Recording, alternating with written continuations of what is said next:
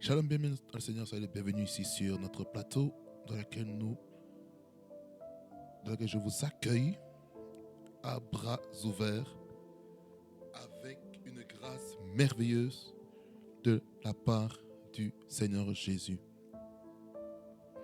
Parce que je sais une chose, que le Seigneur va nous faire beaucoup du bien. Et pour cela, nous allons prier le Seigneur afin de remettre ce temps entre les mains de Dieu. Parce que le Seigneur a une parole pour nous qui va nous faire beaucoup de bien. Nous prions. Dieu de grâce, je te remercie, Seigneur, parce que tu es Dieu et ton règne n'a point de fin. Le Dieu des esprits des prophètes. Le Dieu qui rend toutes choses possibles par ta puissance et par ton autorité.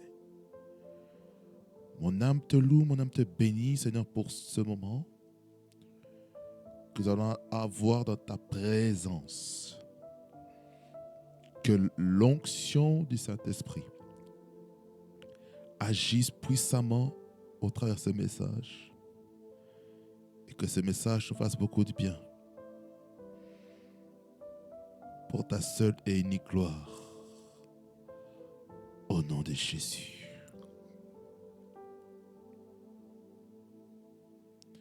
Si le Dieu des esprits des prophètes me touche, j'entendrai, je verrai comme jamais.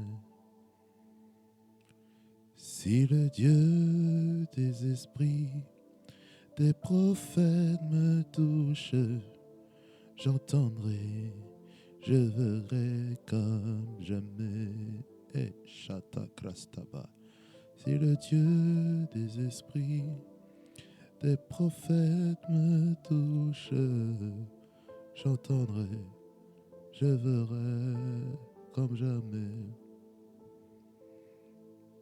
Si le Dieu de la Bible me parle encore aujourd'hui, j'entendrai, je verrai comme jamais.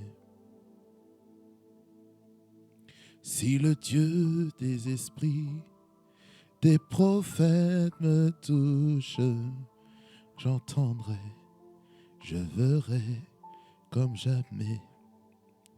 Seigneur, merci. Parle-nous et que le prophétique soit manifeste au nom de Jésus. Amen. Bien, dans Seigneur, nous sommes dans une thématique, cette fois-ci, qui parle de la relation de Paul et Timothée.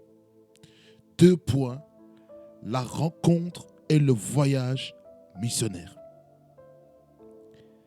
La rencontre et le voyage missionnaire. J'aimerais vous dire ceci, que ce thème-ci va bénir plusieurs vies. Parce que Dieu est en train de nous bénir et de nous faire beaucoup du bien.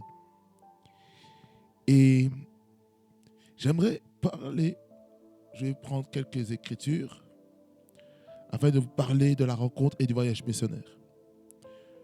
Parce que là, nous ne sommes pas encore en train de parler un petit peu de la mission que l'apôtre Paul a donnée à son fils bien-aimé Timothée.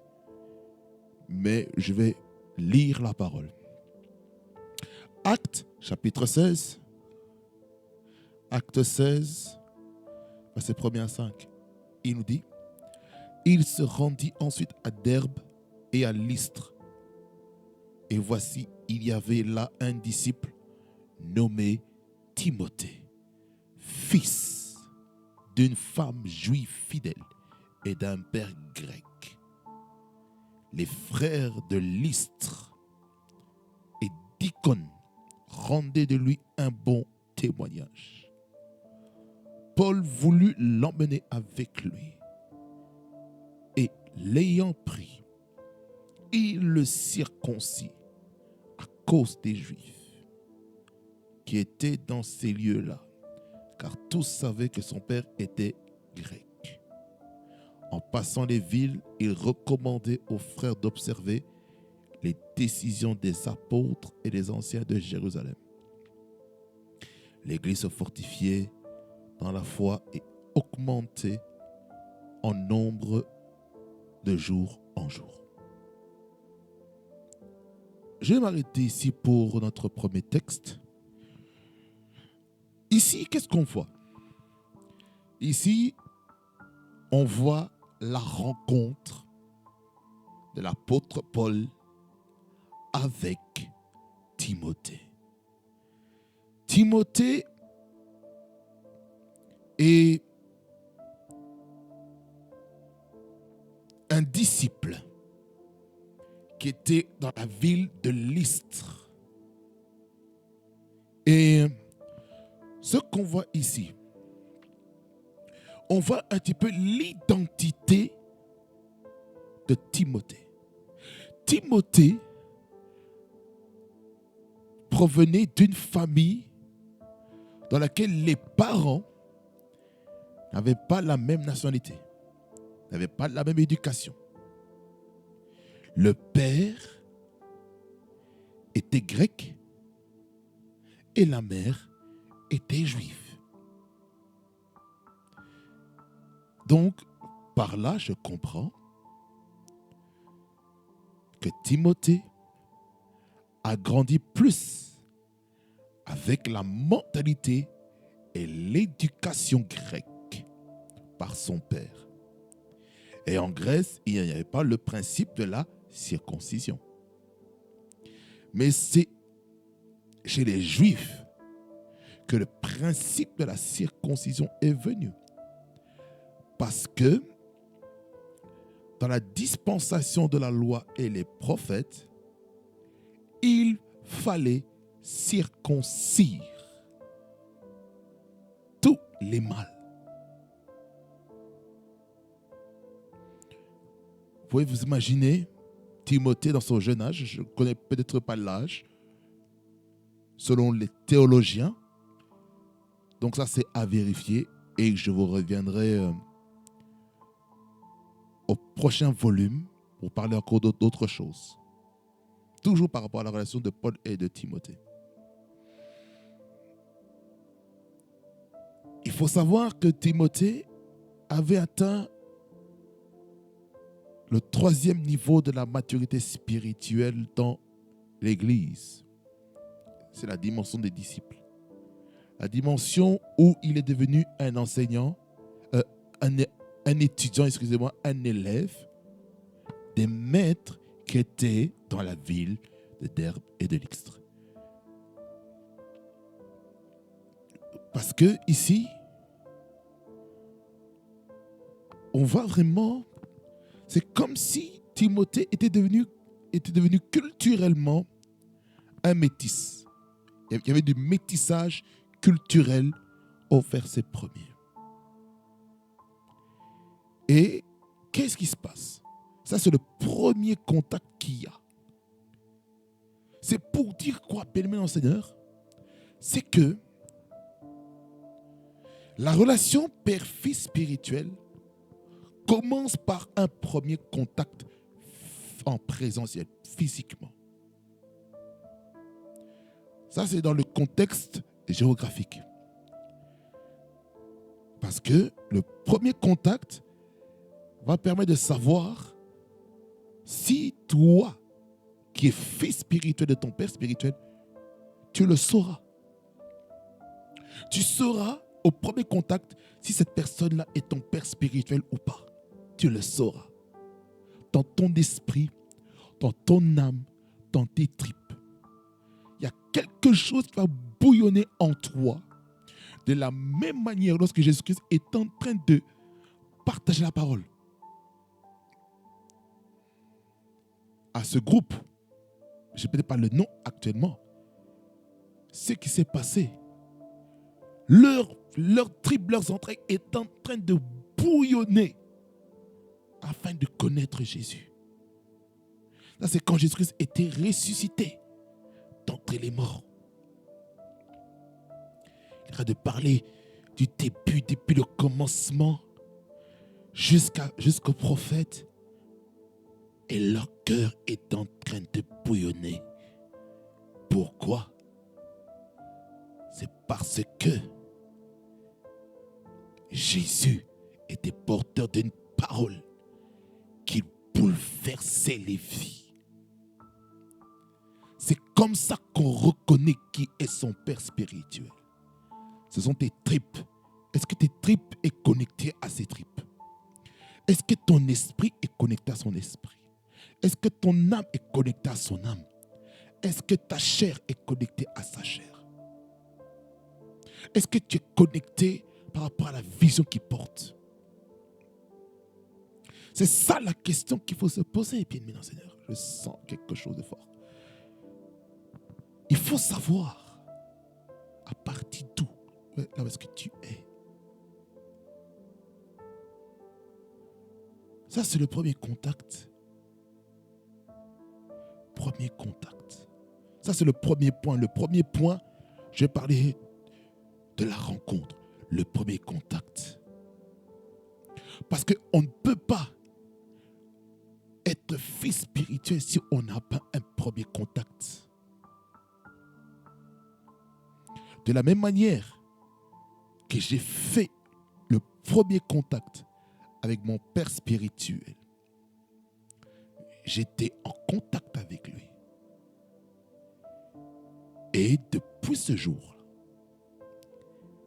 ma manière de faire le ministère a totalement changé. Je fonctionne comme le Père. De la même manière, je suis dans le Père et que le Père est en moi, j'agis comme lui, comme Jésus-Christ était dans le Père et le Père était en Jésus-Christ. Vous comprenez? C'est important de comprendre cette réalité. Parce que si on ne comprend pas, ce sera très problématique. Voilà pourquoi j'aimerais dire ça à quelqu'un. Il faut toujours savoir qui est son Père spirituel. J'insiste beaucoup sur cette notion de paternité spirituelle parce que cela nous permet d'être équilibrés dans la vie. Et cet équilibre-là vient lorsqu'on a l'intimité avec le Seigneur. Et lorsqu'on a l'intimité avec le Seigneur, qu'est-ce qui se passe? Eh bien, Dieu va te conduire auprès de ton Père spirituel. Écoutez-moi bien. Les parents peuvent nous conduire à l'église pendant notre enfance, adolescence, jeune âge. À un moment donné, vous qui êtes enfant, qui provenez d'une famille, à un moment donné, vous finirez par quitter l'église de vos parents pour être dans votre lieu de germination. C'est important de savoir où est son lieu de germination. Parce que lorsque dans un lieu de germination avec son Père spirituel, je peux vous garantir, la vie va changer. D'abord, quand on parle du changement, souvent on s'attend à un changement financier, économique, matériel. Mais écoutez-moi bien, nous n'avons pas besoin, premièrement, d'un changement matériel au tout début. Nous avons besoin d'un changement au niveau de notre âme, au niveau de notre système de pensée, nos raisonnements. Il faut que les pensées qui étaient en Christ soient en nous, afin qu'on soit une autre personne. Quand on est fils spirituel, il faut que les pensées qu'il y a dans la vie de ton Père spirituel soient en toi. Ça veut dire que tu dois incarner sa personne, son caractère, sa manière de se tenir, son comportement, son charisme. Tu dois l'appliquer dans ta propre vie. Il faut que tu sois la bannière de ton Père spirituel partout là où est-ce que tu es. Ça veut dire que partout là où est-ce que Dieu t'enverra pour aller prêcher la parole, mentionne ton Père spirituel. Il faut mentionner son père spirituel. Ce n'est pas de l'idolâtrie. C'est une manière d'honorer son onction sur ta propre vie. Ce sont des principes divins, ce sont des principes spirituels qu'on ne peut pas jouer. Il faut honorer les onctions. C'est comme ça que plusieurs personnes n'arrivent pas à recevoir de la part de leur père spirituel, ou d'un pasteur, ou d'un berger, parce qu'ils n'ont pas appris à honorer l'onction. Ils n'ont pas appris à honorer l'équipement, la divinité qui se cache dans l'homme de Dieu. C'est pour ça, lorsque on voit ici les Écritures, ce contact-là avec Timothée a amené quelque chose.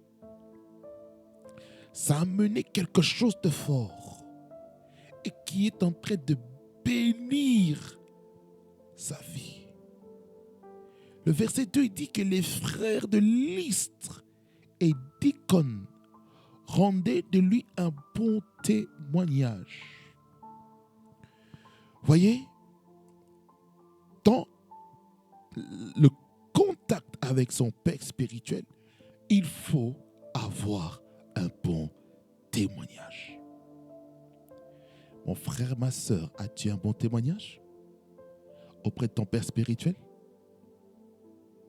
Le témoignage est important. Ça veut dire, pendant que tu vas commencer à servir Dieu, il faut qu'on puisse attester en disant que le frère Trésor, ou le frère Bernard, ou le frère Jean-Claude, était ceci, était cela.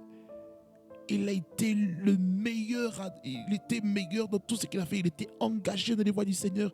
Il aime le Seigneur. Il est passionné par l'étude biblique. Il est passionné des âmes. Il prie, il intercède pour que les vies soient transformées. Ça veut dire que ton caractère, ta personne, annonce quelque chose de bon. Celui-là, dans le royaume de Dieu, c'est un bosseur. Il aime les choses de Dieu. Voyez-vous? C'est pourquoi le bon témoignage est très important dans la relation avec son père spirituel. C'est-à-dire que lorsqu'on établit une relation, là, il faut avoir un bon témoignage. Au plus on reste avec lui, au plus notre père spirituel pourra témoigner de nous. Admettons que vous êtes fils spirituel et votre père spirituel vous envoie dans un endroit où il n'a pas pu être lors de l'invitation, peut-être à une conférence ou à un séminaire. Vous le représentez. Il faut qu'après votre passage en tant que fils, qu'il y ait un bon témoignage dans l'église locale. C'est ce qui s'est passé avec Timothée. Les frères de Lystre, ça veut dire que ce sont des frères en Christ, et d'Icône. J'en déduis que Derbe, Lystre et Icône sont comme des églises ou comme des cellules des maisons qui sont placées là-bas. Et c'est là où est-ce que le témoignage de Timothée s'est répandu en disant qu'il avait un bon témoignage. Et sur base de ce témoignage, l'apôtre Paul, verset 3, il dit, Paul voulut l'emmener avec lui et l'ayant pris, il le circoncit à cause des Juifs qui étaient dans ces lieux-là, car tous savaient que son père était grec. Ça veut dire par là quoi? Ici, étant donné que son père était grec, il fallait maintenant que Timothée se conforme à l'éducation juive en ce qui concerne la circoncision. C'est important de comprendre cette réalité parce que ça va permettre d'entrer en profondeur de la relation. Quelqu'un dit Amen. Là où est-ce qu'il est? Écoutez.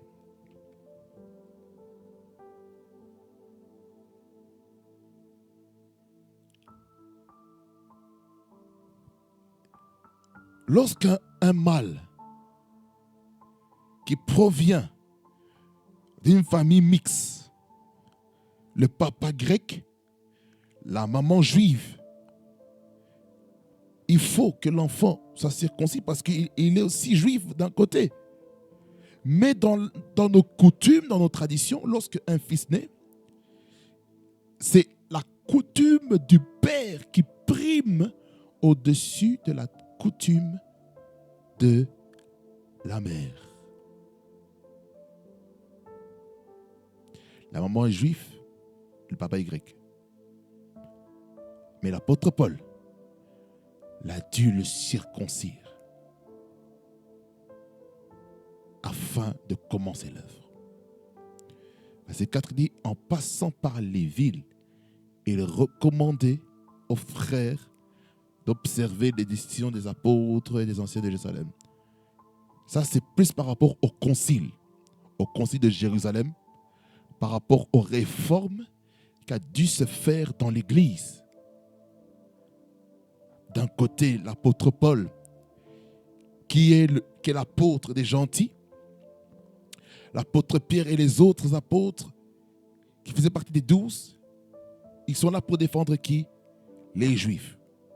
Donc, il fallait un concile, il fallait mettre sur table des points doctrinaux, théologiques, pour qu'on puisse établir maintenant une loi qui va régner comme ça s'est fait. C'est pour ça qu'on dit, verset 4, en passant par les villes, il recommandait aux frères d'observer les décisions des apôtres et des anciens de Jérusalem. Parce que ça, c'est le concile de Jérusalem. Les églises se fortifiaient dans la foi et augmentaient en nombre de jour en jour. Donc là, il y avait la croissance de l'église. La croissance. La volonté de Dieu, c'est que les églises puissent croître.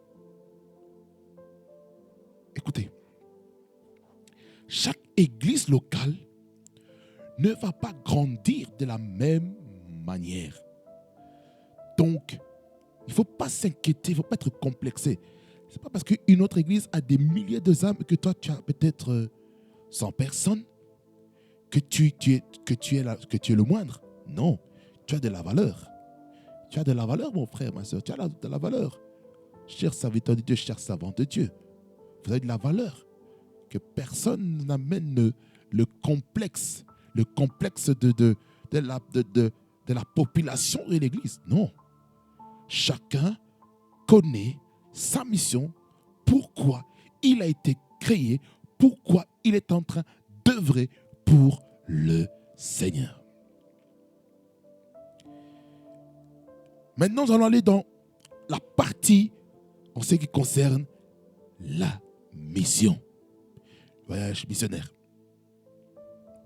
Acte 17, 14 à 15. Acte 17, 14 à 15, il dit, alors les frères firent aussitôt partir Paul du côté de la mer.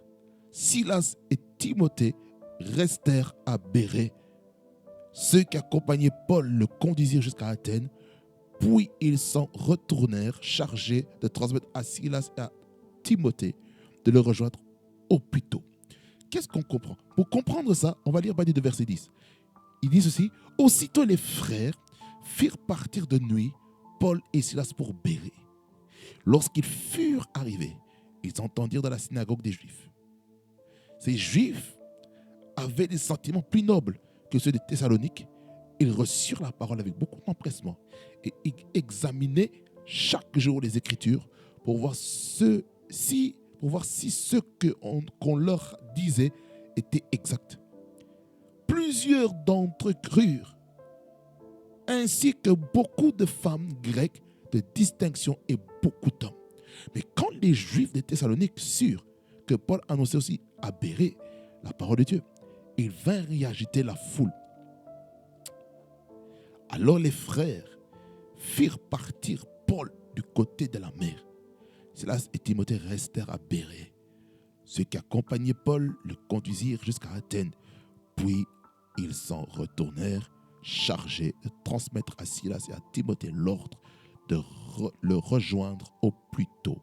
Qu'est-ce que ça veut dire? Ça veut dire ceci, bien-aimé dans le Seigneur, que Paul et que Timothée faisait partie de l'équipe missionnaire avec Paul et Silas. Ils sont partis où? À l'église de Bérée. Oh, l'église de Bérée. Vous savez que j'aime beaucoup l'église de Bérée?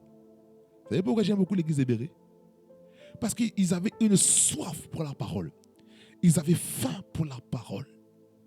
Non seulement ça, mais ils vérifiaient les Écritures afin de savoir si ce qu'on leur racontait, ce qu'on prêchait était correct ou pas. C'est important d'être comme l'église de Bérée en ces temps de la fin. Parce que il y a certaines doctrines qui sont dangereuses et ça demande que chaque fils spirituel puisse vérifier la doctrine, les Écritures, les passages bibliques que le Père spirituel est en train d'amener. Et c'est comme ça qu'on pourra poser des questions lorsqu'on n'a pas compris. L'attitude des chrétiens de Bérée me marque beaucoup. Par exemple, si un prédicateur cite un passage et qu'il lit un autre passage que le passage qu'il a donné, alors tu seras perturbé. Cela maintenant exige à vous de faire des recherches. C'est pour dire, même un prédicateur peut faire des erreurs de référence. Mais c'est à vous, les fidèles, les chrétiens de Bérée, de vérifier, de chercher les Écritures. Faire la recherche, ça veut dire par là quoi? C'est à vous aussi d'être actif. Ça veut dire dans l'église, écoutez-moi bien, ce n'est pas seulement le prédicateur qui donne le passage biblique, qui vous le lit seulement. Et vous ne faites rien. C'est vrai, il y a les versets bibliques qui sont projetés. Gloire à Dieu. Imaginons que les écrans ne fonctionnent pas. Il n'y a pas de projecteur. Vous allez faire comment? Alors, ce sera à vous-même d'aller chercher les Écritures.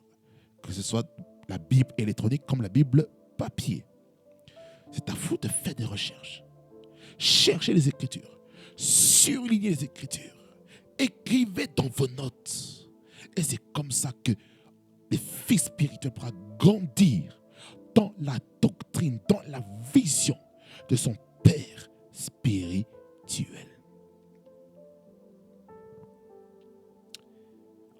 Paul et Silas vont dans l'église de Bérée accompagnés de Timothée, disciple. Parce qu'il fait le voyage missionnaire. Qu'est-ce que ça veut dire? Dans la relation père-fils spirituel, ça veut dire que le fils spirituel doit être à tous les déplacements de son père spirituel. Il doit voyager avec lui. Et c'est aussi le père spirituel qui choisit qui va aller avec lui en mission. Quand mon père spirituel se déplace quelque part, il ne va pas seul. Il part avec une personne, un conducteur, un chauffeur, pour partir en mission. C'est une manière pour cette personne de recevoir aussi l'onction du Père. En faisant quoi? En servant le Père.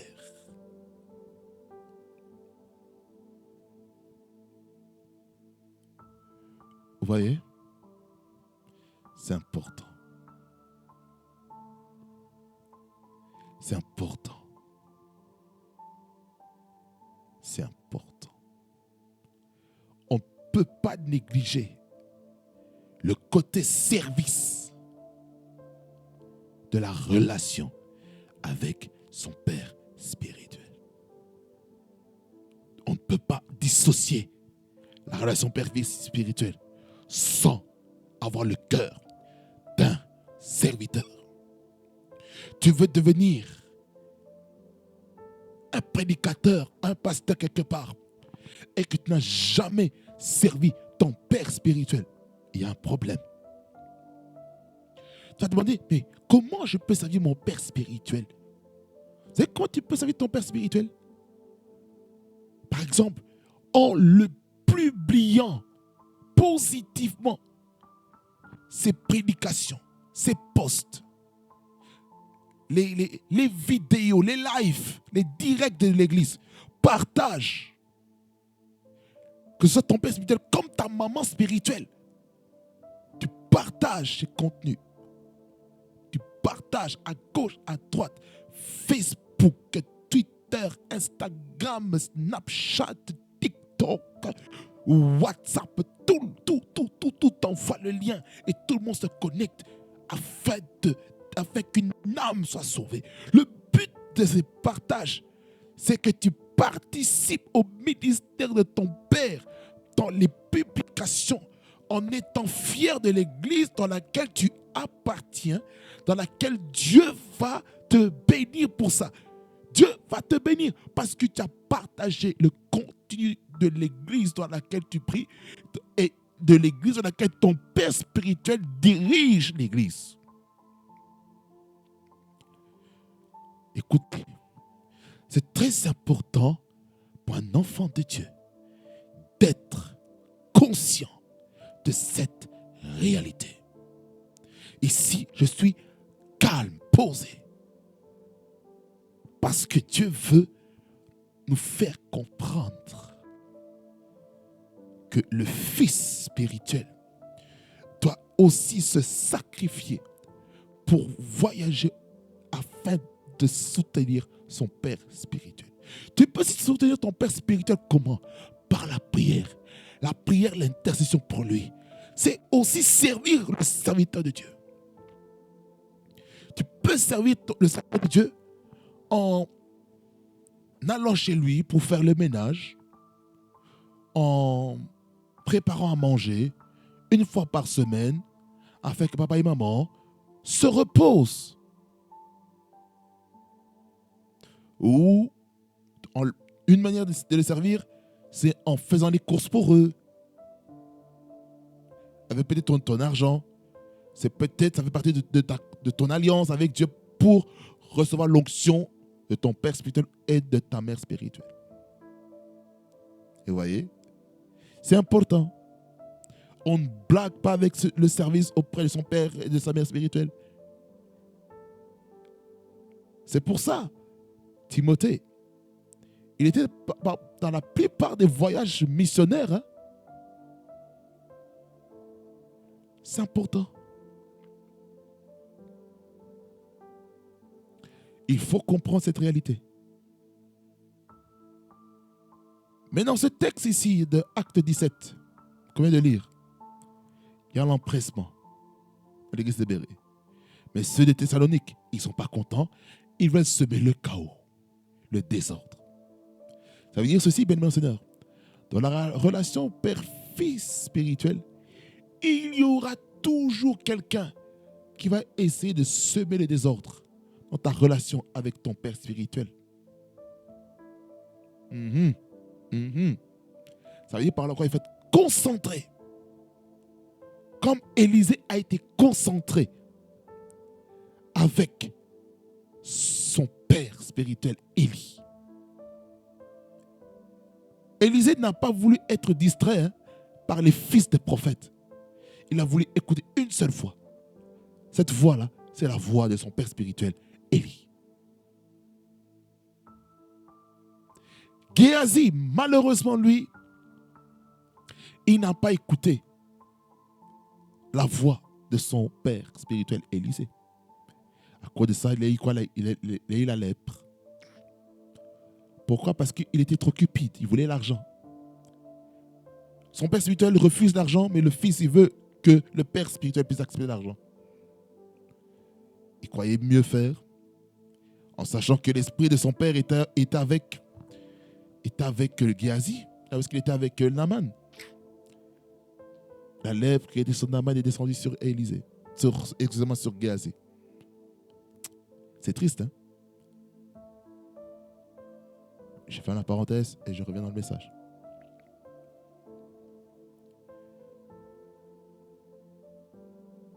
En verset 14, déjà, avant d'aller au verset 14, verset 13, il dit, mais quand les Juifs de Thessalonique surent que Paul annonçait aussi à Bérée la parole de Dieu, ils vinrent y agiter la foule.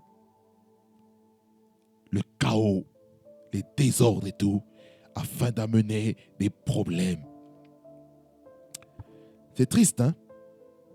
Il y a toujours des personnes qui vont semer des troubles dans l'église.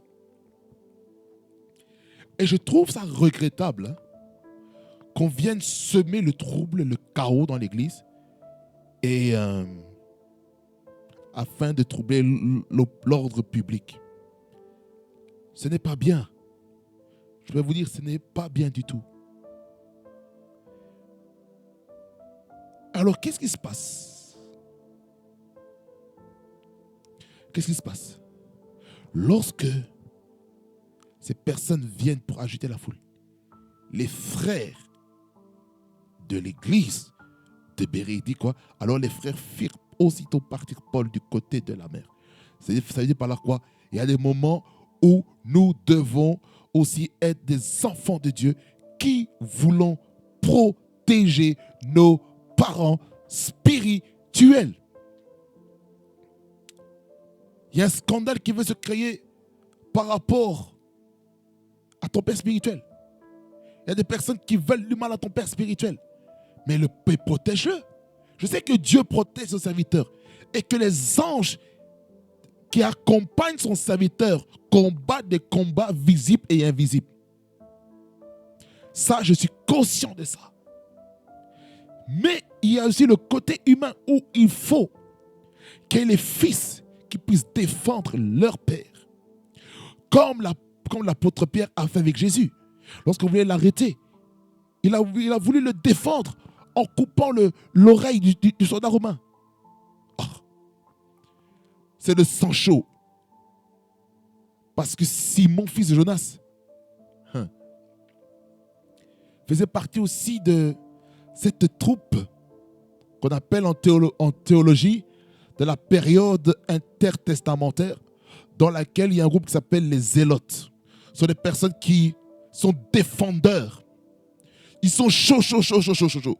C'est quand il y a un problème, alors on résout avec la violence. C'est là où est-ce que le mot zélote est sorti, le zèle. C'est là où est-ce que est sorti aussi le terme excès de zèle. Ou la grève de zèle. Pourquoi là, on dépense notre énergie sur une chose. Là, Simon-Pierre,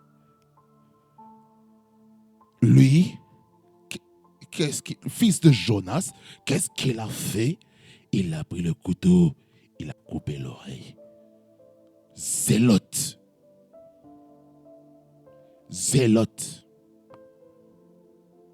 Et c'est comme ça que Simon dit toujours chaud bouillant. Hein? Mais dans le contexte ici de verset 14, le fait de faire partir l'apôtre Paul rapidement du côté de la mer, qu'est-ce qui s'est passé? Silas et Timothée restaient. Pour faire quoi? Le ministère de la parole. Continuer à enseigner les âmes. Continuer d'affermir. Parce que Silas était le partenaire, le binôme de l'apôtre Paul. Donc c'est comme si Timothée était en train d'assister Silas afin de proclamer la parole. C'est pour dire que le disciple ou le fils spirituel doit apprendre de son père spirituel. Il doit avoir les yeux ouverts sur tout ce que son père spirituel fait ministériellement parlant. Il doit voir comment il reçoit les invités. Qu'est-ce qu'il fait? Je vais parler de mon père spirituel. Ce qu'il fait lorsqu'il reçoit un invité. Si l'invité vient en train, il va prendre une délégation pour aller à la gare de Luxembourgville. Il va là, il prend l'invité pour aller où? À l'hôtel. À l'hôtel pour enregistrer, payer ses frais, tout, afin qu'il se sente à l'aise, tranquille, no stress. Et c'est lui-même. Il le prend à la gare, il le dépose à l'hôtel. Et de l'hôtel, il va avec lui jusqu'à l'église. C'est-à-dire par là quoi, il n'y a personne d'autre. Il n'y a pas, oh non, j'ai appelé le protocole pour venir te prendre. Non, lui-même. Le père de la maison, il prend l'invité dans sa voiture pour venir à l'église. Et à l'église, il y a un service protocolaire, premium, comme je n'ai jamais vu. Hey! Ils vont dans le bureau, ils prient ensemble, encore pour le culte. Et puis ils rentrent ensemble dans la salle de culte. Et il l'invite. Après le culte, qu'est-ce qui se passe? Ils vont dans le bureau. Après aller dans le bureau, ils vont aller à la restauration pour manger ensemble. Peut-être là, il y aura peut-être des paroles par rapport au ministère, à l'appel, par rapport à ce que tu attends de l'invité. Parce que mon père spirituel est un prophète, c'est un évêque. Principalement un prophète de ministère. Pasteur principal, titulaire, et évêque de fonction, étant donné qu'il a engendré des pasteurs et des évangélistes sous lui. Après avoir mangé, ils repartent ensemble en voiture, ils vont à l'hôtel, et tout ça, tout ce qu'il faut, et puis après ils déposent vers la fin, que ce soit à la gare ou à l'aéroport de Luxembourg, Findel et tout, pour faire en sorte que le séjour soit le plus parfait, le plus présidentiel qu'on veut. Excusez-moi, est-ce que vous avez vu un président mal recevoir un autre président d'une autre nation? Non. Il le reçoit bien. Et c'est pareil dans les choses de Dieu. Parce que Silas et Timothée, je reviens dans le texte, que Silas et Timothée ont enseigné. Ils ont fait le ministère pastoral, doctoral, évangélique, tout ce qu'il faut. Puis le verset 15, il est écrit, ceux qui l'accompagnaient, ceux qui accompagnaient Paul, le conduisirent jusqu'à Athènes. C'est-à-dire qu'il a quitté Bérée pour aller jusqu'à Athènes. Ça c'est le voyage missionnaire, je vous parle ici. Puis, ils s'en retournèrent, chargés de transmettre à Silas et à Timothée l'ordre de le rejoindre aussitôt. Qu'est-ce que ça veut dire? Ça veut dire que lorsqu'on est fils spirituel, on doit obéir aux instructions de son père spirituel. Ça veut dire que si ton père spirituel t'appelle maintenant pour venir chez lui, tu dis oui, oui monsieur, oui, oui papa, j'arrive. Là, tu abandonnes, tu laisses tes programmes, tu vas voir ton père spirituel. Il a quelque chose à te dire. Ceci n'est pas beaucoup enseigné. Comment se comporter avec son père spirituel. Il t'appelle. Même de ton côté, il y a une tenue, une position que tu dois avoir. Il faut qu'il sente au téléphone que tu es en train de l'honorer, de le respecter. Il porte Dieu en lui. C'est-à-dire que tu dois savoir discerner, pas le côté humain, mais le côté divin, le côté de Dieu en lui. Tu dois voir le côté divin en lui pour recevoir quelque chose de divin vers toi. Il faut qu'il y ait des vertus qui est en lui afin que ça entre en toi. Ça doit s'installer afin que tu puisses comprendre les choses minutieusement de la part de Dieu. Il faut obéir. Il y a des ordres à respecter. Ça veut dire par là quoi? Il faut avoir de l'ordre et de l'organisation pour le fils. Si tu sais que ton père est un papa organisé, alors toi le fils, dans ta vie, tu dois apprendre à être organisé, à planifier ta journée, à planifier tes moments de prière, à planifier le temps d'étudier la parole. C'est ça le plus important, bien aimé dans le Seigneur.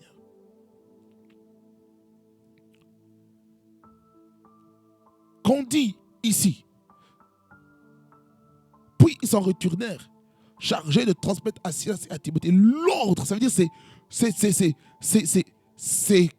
quand on parle de l'ordre, ça veut dire c'est une obligation. Tu es obligé de le rejoindre. Quand? Au plus tôt. C'est-à-dire rapidos. C'est-à-dire qu'il faut la promptitude. Là, je suis en train de parler déjà le caractère à avoir devant son père spirituel. Il faut l'ordre, il faut la promptitude, il faut l'obéissance, il faut la soumission, il faut la loyauté. Il faut aussi être interdépendant de son père spirituel. Ton père spirituel a besoin de toi et toi tu as besoin de ton père spirituel. Tu dois être dans ton père spirituel et ton père spirituel être en toi. Parce que je voyais un jour un pasteur que j'aime beaucoup, j'appelle mon pasteur. La manière qu'il est en train de prophétiser, je vous donne des exemples, côté pratique. Il est en train de prophétiser exactement comme son père. La même intonation. Pourquoi? Parce que l'esprit de mon père spirituel se reposait sur la vie de mon pasteur. Pourquoi? Parce qu'ils ont voyagé ensemble. Voyage missionnaire. Il était là. Il est venu en tant que frère. Après frère, Dieu a fait en sorte qu'il soit passé de frère à berger. Donc, il n'a même pas été diacre, diaconesse et ancien de l'église, non. Directement berger. Après berger, là maintenant, il est devenu pasteur. Là, pendant qu'il était frère, je ne vais pas dire son prénom, ici, frère, je vais me donner un nom fictif, hein, frère David, qui est avec lui dans tous ses voyages, dans toutes ses campagnes d'évangélisation, en train de voyager de nation en nation, de ville en ville, de lieu en lieu, faisant le protocole. Je vous assure, sa vie, c'était une vie glorieuse. Et c'est comme ça que Dieu l'a récompensé à devenir pasteur. Il était venu comme une personne qui était informe et vide. Mais dans cette personne informe et vide, Dieu voyait en lui un puissant serviteur de Dieu, un homme de Dieu, un prédicateur hors pair comme son père. Il a été obéissant. Et une des choses qu'il faut accepter en tant que vie spirituelle, c'est il faut être corrigible. Il faut être enseignable. Il faut être disponible. Il faut être disposé à l'enseignement. C'est très important. Tu ne peux pas recevoir l'esprit de ton Père spirituel si tu n'es pas disposé, si tu n'es pas disponible, si tu n'es pas corrigible, si tu n'es pas enseignable, si tu n'es pas malléable entre ses mains. Si tu n'acceptes pas le processus de la transformation entre les mains de ton Père spirituel qui suit le modèle de Christ, et je peux te garantir, ta vie ne sera jamais la même. Si tu suis ton Père minutieusement, il faut suivre son Père spirituel minutieusement. C'est important. Si on ne suit pas son Père spirituel minutieusement, on va faire des dégâts. Même dans le choix du conjoint, ton Père spirituel doit être au courant de ce qui se passe. Parce que ton Père spirituel, il va prier pour toi. Il va prier par rapport à ton cas. Il va te dire si cette personne est la bonne pour toi, oui ou non. C'est important. Il faut avoir des conseillers prophétiques. C'est bien de présenter à ses parents biologiques. C'est bien. Mais c'est encore mieux de présenter aux parents spirituels par rapport à la personne. Tu présentes la personne, que ce soit le père spirituel ou comme la personne dans laquelle il a transmis la responsabilité du troupeau, le pasteur associé. Tu peux voir le pasteur associé, tu dis voilà, il y a ça. Qu'est-ce que tu en penses? Prions par rapport à ça, ensemble. Et tu présentes aussi à ton père. Ton père spirituel, tu dis voilà, papa, voilà, il y a ça, par rapport au mariage. Qu'est-ce que tu en penses? Et il va prier pour toi. Et dès qu'il a une réponse venant de la voûte céleste, il te recontactera. Il va dire, mon fils, cette personne, soit elle est bonne, ou soit elle n'est pas bonne. Il va t'expliquer pourquoi. Il va te dire ce qu'il a vu par rapport à toi. C'est pourquoi il faut être concentré.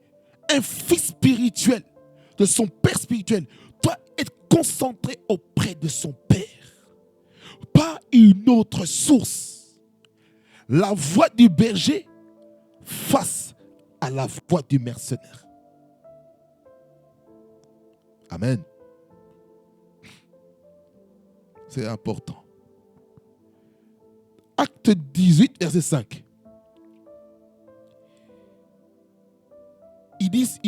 Qu'est-ce qu'il dit? Il dit, mais quand Silas et Timothée furent arrivés de la Macédoine, il se donna tout entier à la parole, attestant aux Juifs que Jésus était le Christ. Ça veut dire, ils sont partis en campagne d'évangélisation. Ils sont en Macédoine, ils évangélisent. Binôme. Parce que l'évangélisation, lorsqu'on part dans les rues, ce n'est pas tout seul on part, c'est à deux, en binôme. Parce que si tu vas tout seul pour évangéliser et que tu n'as pas une deuxième personne avec toi, c'est problématique. Il faut toujours quelqu'un avec qui on se complète. Il y a une personne qui est plus spirituelle que d'autres. Une autre personne a une autre approche et il faut combiner les deux. Mais quand Silas et Timothée furent arrivés de la Macédoine, ça veut dire de Bérée jusqu'où? Allons-y dans le texte précédent. De Bérée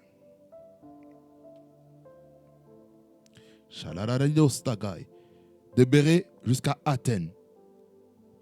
Et puis de Athènes jusqu'où? La Macédoine.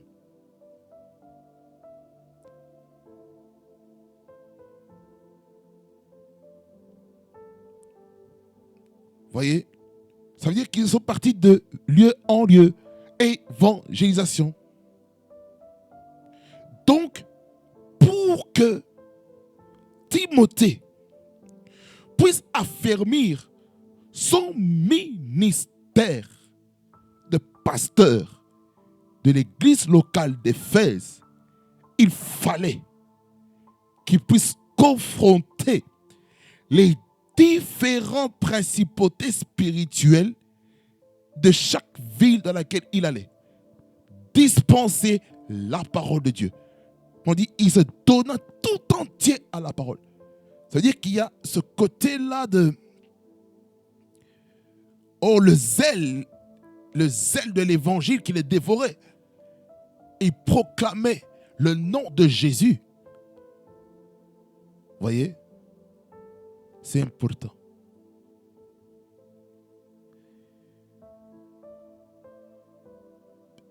Acte, toujours même chapitre, le verset 22.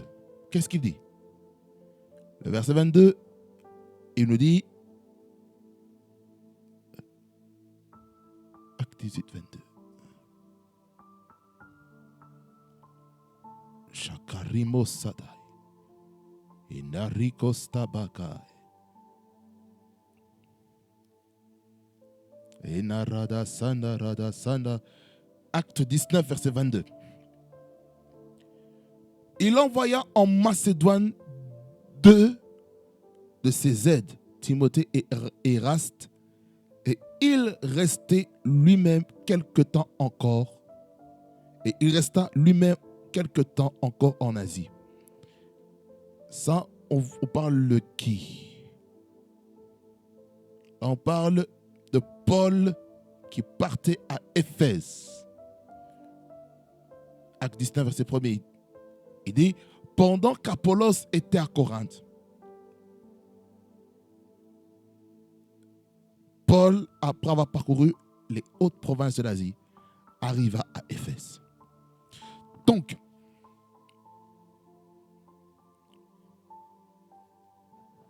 Silas et Timothée sont en Macédoine.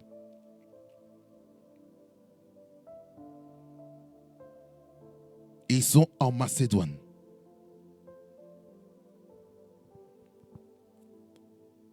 Après avoir rejoint le père spirituel, l'apôtre Paul, où ça? À Athènes. Bérée, Athènes, Macédoine. Après Macédoine, et par où? Au verset 22.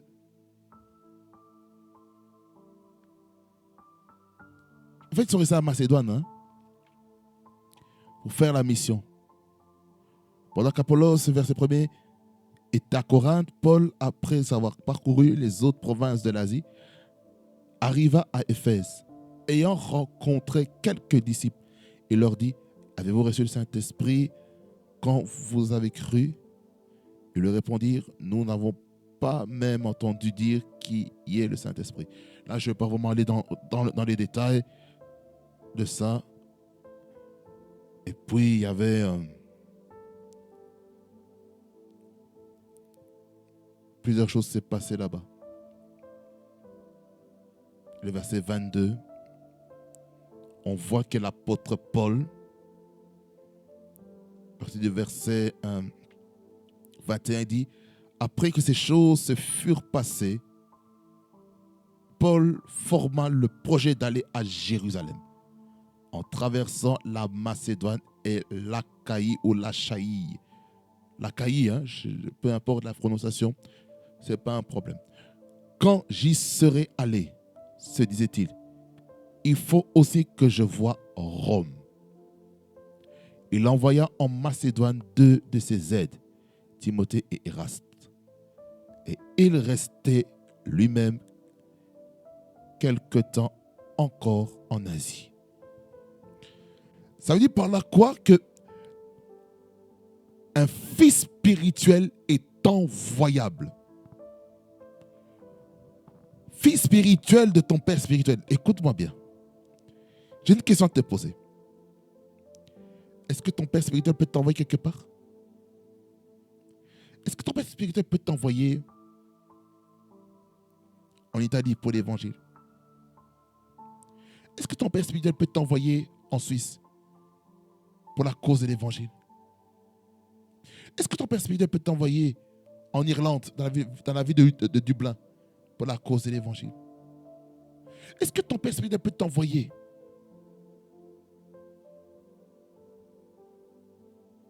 en Australie, en Nouvelle-Zélande, pour la cause de l'évangile? Est-ce que ton père spirituel peut t'envoyer aux États-Unis, au Canada, pour la cause de l'évangile? Est-ce que tu es prêt à être envoyé? Est-ce que tu es prêt à abandonner ta zone de confort, ton milieu de confort pour aller sur le champ missionnaire? Est-ce que tu es prêt à partir comme un vrai soldat du royaume? Est-ce que tu es prêt pour ça? Ou tu continues toujours de penser, oh non, ma voiture, oh non, ma maison, oh non, ma femme, oh non, mon mari, oh non, mes enfants, oh non, mes entreprises, oh non, ceci, oh non, cela, oh non, ma maman, oh non, mon papa, oh non, mon oncle, oh non, ma tante. Écoute-moi bien, fils spirituel, écoute-moi bien. Tu dois comprendre ceci, que le ministère, c'est un service militaire. Certes, tu as une famille, il faut les honorer. Il faut prendre soin d'eux. Ça, je ne suis pas contre. Il va arriver des moments où tu devras laisser ta famille derrière.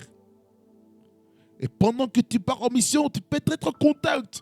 Depuis le lieu missionnaire, tu peux savoir comment ils vont. C'est ça aussi, prendre soin de sa famille. Ce n'est pas seulement être présent H24 avec eux. Prendre soin de sa famille, ça veut dire aussi être en contact avec eux malgré la distance. Prendre soin de sa famille, ça veut dire aussi, si Dieu te touche, eh ben, tu peux bénir tes parents financièrement. Ou tu peux peut-être acheter quelque chose, faire les courses pour tes parents. C'est ça, prendre soin de sa famille. Prendre soin de sa famille, ça veut dire aussi, si maman ou papa n'arrive pas à conduire dans ta propre famille, eh bien, soit tu appelles quelqu'un afin qu'il puisse les conduire. Même si tu n'étais pas là, mais tu as appelé quelqu'un afin d'apporter une solution. Et ces personnes-là sont envoyées de ta part.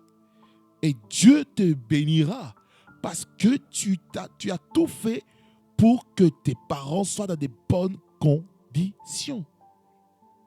Je parle biologique. Pendant que tu es à distance, contacte-les. Et contacte aussi ton père spirituel, afin de lui faire le rapport. Le rapport. Un fils spirituel est redevable à son père spirituel. Le fils spirituel doit dire tout ce qui se passe par rapport à sa vie à son père spirituel. Il doit être le plus transparent possible. Il ne doit pas avoir de cachotterie dans sa vie. Et surtout si son père spirituel est un prophète, il doit faire encore plus attention de ce qui sort de sa bouche. Tu dois être préparé spirituellement pour parler avec ton père spirituel.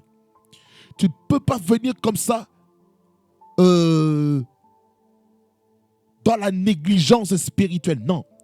Tu dois être préparé, prédisposé à recevoir un conseil, peut-être une correction, peut-être une parole d'encouragement, je ne sais pas, peu importe. Tu dois être prêt à le rencontrer dans sa dimension de sa divinité. Tu ne vois pas seulement le côté humain, mais tu dois voir le côté spirituel. Acte 24, et on clôture ici. Acte 20, le verset 4. Il dit, on parle de qui? De l'apôtre Paul. On va lire verset 1er à 4 pour un meilleur contexte. Lorsque le tumulte eut cessé, Paul réunit les disciples et après les avoir exhortés, prit congé d'eux, c'est-à-dire au revoir, et partit pour aller en Macédoine. Il parcourut cette contrée en adressant aux disciples de nombreuses exhortations. Puis il se rendit en Grèce, où il séjourna 3 mois. Ça dit par là quoi que cette émission, ça va prendre du temps. Ça veut dire que ton père spirituel peut t'envoyer, exemple, ton père spirituel peut t'envoyer à Toulouse pendant 3 mois. Et tu travailles là, 3 mois, pour l'évangile. Ton père spirituel peut t'envoyer où? Il peut t'envoyer à Londres, il peut t'envoyer à Manchester pour la cause de l'évangile. Et tu crois que c'est facile? Ce n'est pas facile. Ce n'est pas facile. Je peux vous garantir ça. Le ministère, ce n'est pas facile. Les krastaba, krestaba, kasataba, steke, shanta krustobe, shandarigo sodagai, shadarigo stagabayas, karazite ketereros takabai, zuti karamaso de glota baïsta kabababate telesta. Puis il se rendit en Grèce et Torias, où il séjourna 3 mois. Il était sur le point. Il était sur le point de s'embarquer pour la Syrie quand les Juifs les dressèrent des embûches. Alors il se décida à reprendre la route de la Macédoine.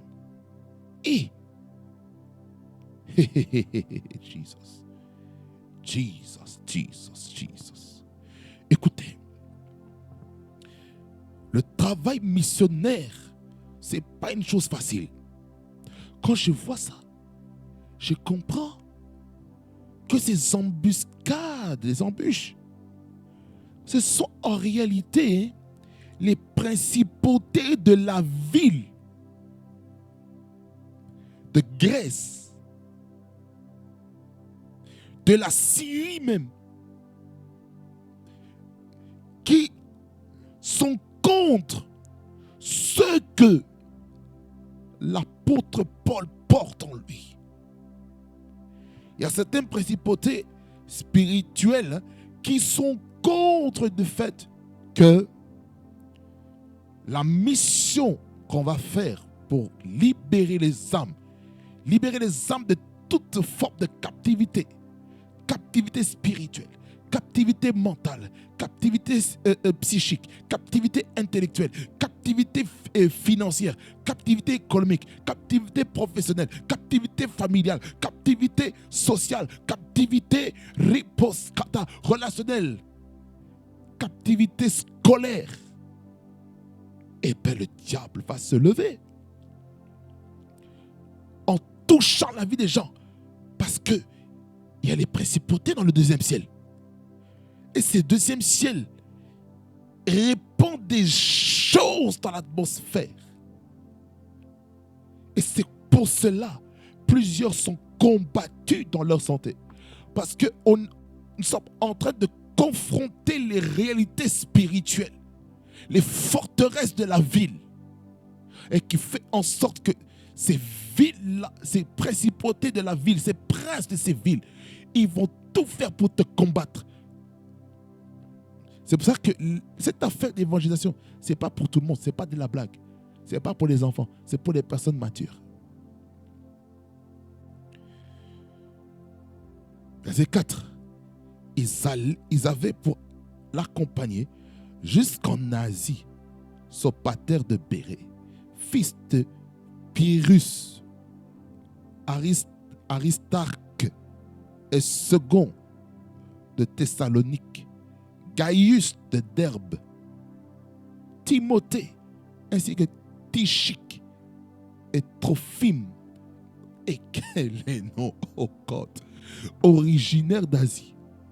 Ceux-ci prirent les devants et nous attendirent à Troas. Là, je vais m'arrêter ici. Il y a beaucoup de choses qu'on peut en retirer, bien merci. Pour vous dire que le fils spirituel doit comprendre les combats que le père spirituel subit pour la cause de l'évangile. Il faut comprendre que les pères spirituels font face à des principautés et reçoivent des attaques dans leur corps. Par exemple, il y a un des programmes que je devais partir un jour à Metz pour l'explosion prophétique, mais je n'ai pas pu être là. Mais je devais régler des choses en famille. Sous le principe que Dieu nous dit que celui qui ne prend pas soin des siens, en particulier ceux de sa famille, il a renié la foi et il est pire qu'un infidèle.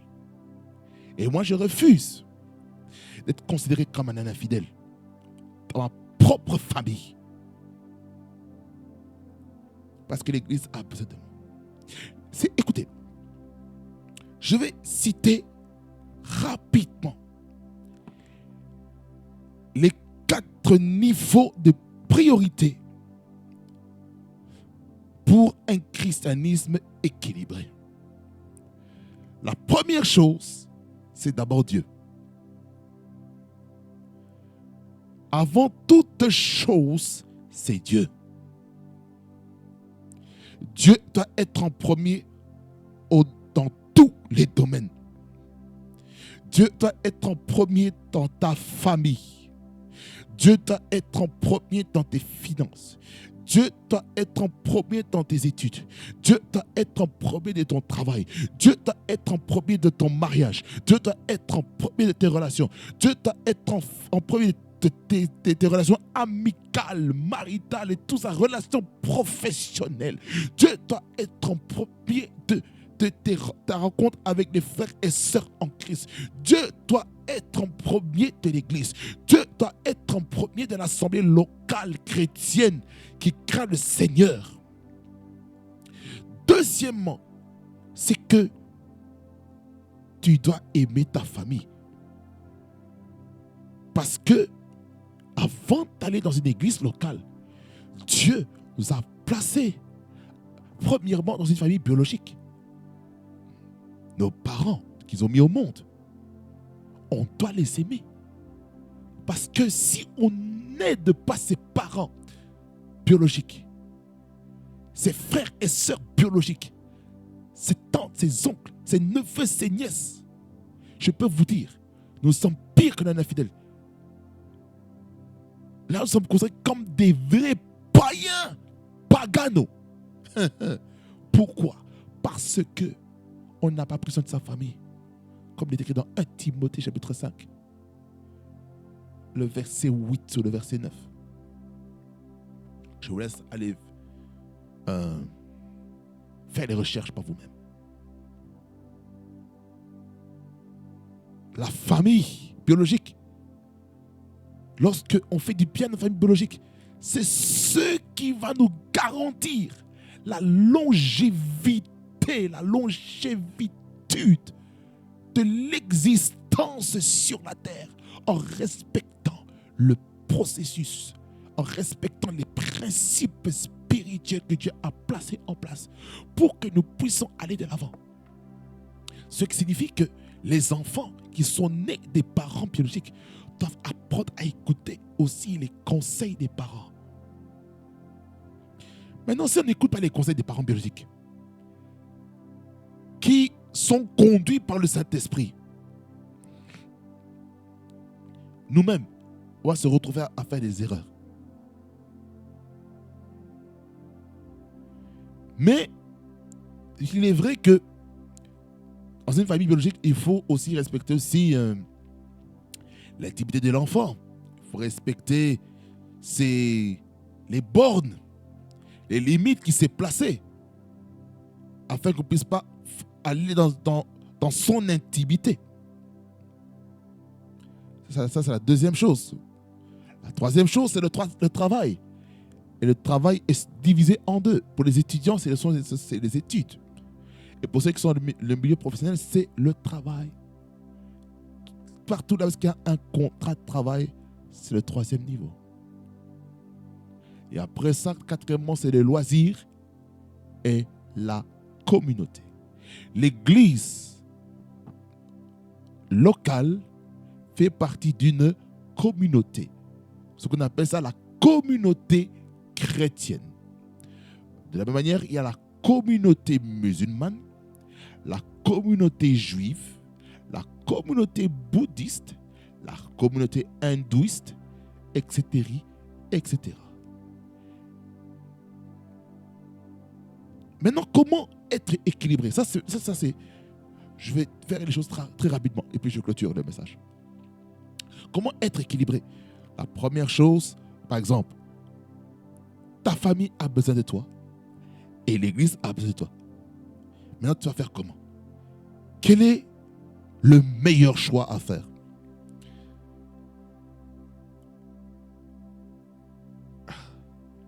Ta famille qui est chrétienne a besoin de toi. Mais l'église qui est chrétienne aussi a besoin de toi pour le service. Tu vas faire comment? C'est difficile. Maintenant, qu'est-ce qui va se passer maintenant? Je vais vous donner deux scénarios. Le premier scénario, tu privilégies la famille, mais tu négliges l'église. Certes, tu reçois la longévité d'un point de vue biologique, mais au niveau de l'église, avec la relation avec ton père spirituel, c'est autre chose. Ça, c'est le premier volet. Deuxième volet, deuxième scénario. Dans ces deux besoins, tu vas vers l'église. Mais dans ta propre famille, ça souffre. Tu retournes après un beau moment de louange, d'adoration dans la maison de Dieu. Tu rentres chez toi et c'est la tempête qui souffle. Pourquoi? Parce que tu n'as pas été sage. Il fallait d'abord régler ta famille biologique avant d'aller à l'église. Tu ne peux pas, écoutez-moi bien, cher fils spirituel, écoutez-moi bien. Fils spirituel des églises, vous ne pouvez pas servir le Seigneur correctement et efficacement si dans ta propre famille biologique, tu as des problèmes. Maintenant, il faut savoir les réalités. Il faut savoir ceci. Je fais une parenthèse. Chaque famille ne se ressemble pas. Chaque réalité de famille ne se ressemble pas. Il y a certaines familles qui sont plus toxiques que d'autres. Et ça demande une sagesse. Parfois, si tu quittes la famille qui peut sembler être toxique, on va encore te matraquer. Tu restes encore là, on te critique encore plus davantage. Tu souffres en silence. Tu es en train de pleurer dans le secret. Pourquoi? La relation toxique. Ça veut dire qu'il y a trop de choses qui se passent qui peuvent t'empêcher d'avancer et de faire les choses comme Dieu veut. C'est pourquoi il faut être équilibré. Le travail, bien sûr. Si on n'a pas de travail, on ne sera pas nourrir la famille. Si on n'a pas de travail, on ne pourra pas se faire des loisirs. Si on n'a pas de travail, comment on va payer la dîme? Je ne peux pas dire payer. Comment on va faire pour donner la dîme? Parce que quand on parle de payer la dîme, il faut comprendre que c'est dans un concept fiscal. dans le temps où la dîme était prélevée pour les 11 tribus d'Israël, afin qu'on puisse aussi partager ça aussi pour la tribu de Lévi qui n'avait aucun droit de sol. Je ferme. Que le Seigneur nous aide à établir de bonnes relations saines avec ses parents spirituels et de comprendre la notion de la mission. Amen. Que le Seigneur vous bénisse abondamment, fasse beaucoup de bien et qu'il vous amène loin et qu'il vous amène à comprendre ces réalités qui se cachent dans la relation père-fils spirituel. Soyez bénis au nom de Jésus-Christ. Amen. Seigneur, merci pour ta parole que vous avez fait pour du bien. Merci encore de nous bénir et de nous sanctifier. Merci de nous faire beaucoup de bien. Pour ta seule et unique gloire. Au nom de Jésus. Parle à nos cœurs, Seigneur, afin de nous en comprendre ta parole en grande profondeur. Par rapport à cette thématique. Au nom de Jésus, que j'ai ainsi prié. Amen. Que ça vous bénisse abondamment, fasse beaucoup de bien et on est ensemble en Jésus-Christ notre Seigneur. Rima Fréquency TV, le réseau de la gloire de Dieu dans la sensibilité spirituelle. Soyez bénis au nom de Jésus, car on est ensemble en Jésus. N'oubliez pas de liker, de vous abonner, de commenter cette vidéo et de promouvoir l'évangile autour de vous, parce que le Seigneur a quelque chose de fort à faire avec nous. Amen. Je vous aime de tout mon cœur et on reste ensemble. Continuons à partager l'amour de Dieu autour de nous, car il y a une grâce spéciale pour vous et votre famille. Blessings.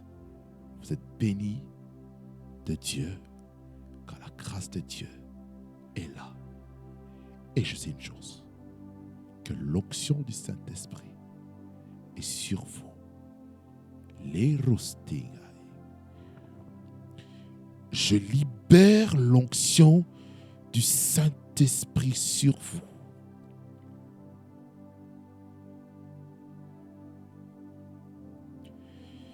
Les fils spirituels de chaque père spirituel dans le monde entier. Quand on parle des fils, c'est aussi des filles spirituelles.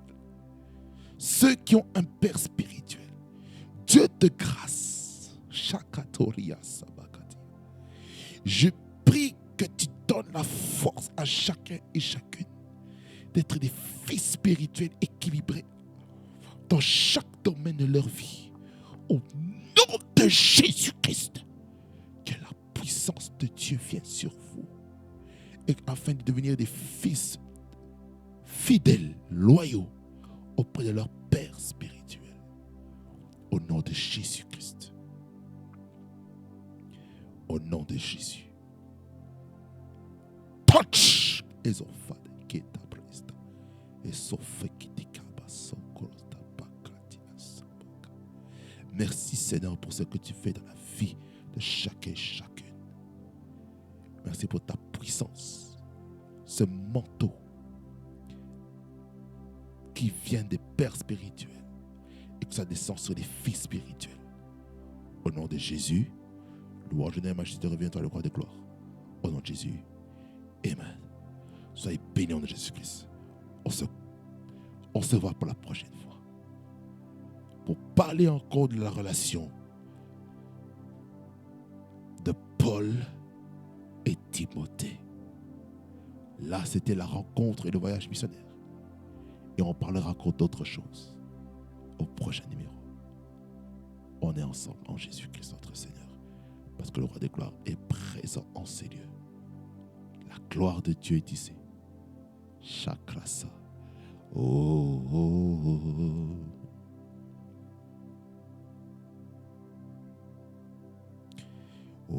the glory comes, there be no word to say. Oh, Shatekia Sada Baba. On va pas adorer le Seigneur avant que je vous quitte. When the glory comes, there be no words to say. Oh,